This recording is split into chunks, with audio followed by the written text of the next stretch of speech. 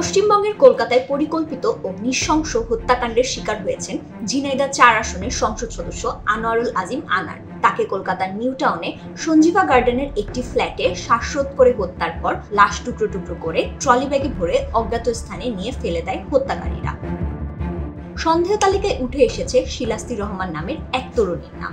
তদন্ত সংশ্লিষ্টরা জানান, ব্যবসায়িক দ্বন্দ্বের সূত্র ধরে এমপি আনারকে হত্যার পরিকল্পনা করে আখতারুজ্জামান শাহীন।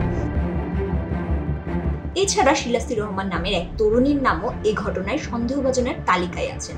শিলাস্তিকে হানি ট্র্যাপ হিসেবে ব্যবহার করা হতে পারে বলে জানিয়েছে ডিবি। ওয়ালটন ফ্রিজ কিনে অনেকের মতো আপনিও হয়ে যেতে পারেন মিলেনিয়াল। সেরা পণ্যের সেরা অফার। এরই মধ্যে শিলাস্তিকে আটক করে জিজ্ঞাসাবাদ করেছে ঢাকা মহানগর পুলিশের গোয়েন্দা বিভাগ। ডিবি সূত্রে বলেছে, শিলাস্তি রহমান এমপি আনার খুনের মূল পরিকল্পনাকারী আখতারুজ্জামান শাহীনের বান্ধবী। তার বিষয়ে বিস্তারিত জানতে তদন্ত অব্যাহত রয়েছে।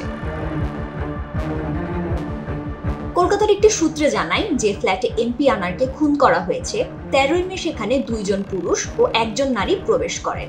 একদিন অবস্থানের পর ফ্ল্যাট থেকে বের হয়ে আসেন এক নারী ও এক পুরুষ। ধারণা করা হচ্ছে ওই নারী শিলাস্তি রহমান।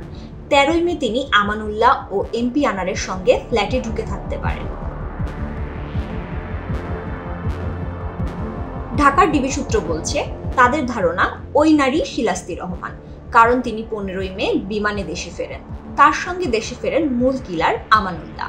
ঢাকা মহানগর পুলিশের গোয়েন্দা বিভাগের দায়িত্বশীল একজন কর্মকর্তা বলেন, হত্যাকাণ্ডের সময় শিলাস্তি ৩ তলা ফ্ল্যাটের একটি তলায় অবস্থান করছিলেন, তবে সামনে ছিলেন না। হত্যাকাণ্ড ঘটানোর পর তিনি নিচে নেমে আসেন, এরপর লাশ গুমে সহায়তা করেন। আমানুল্লাহ ও শিলাস্তি মিলেই এমপি আনারের টুকরো করা লাশ একটি ট্রলিতে নিয়ে প্রথমে বের হয়েছিলেন বলে তথ্য রয়েছে। ফাহমিদা সৃষ্টির মানুষ।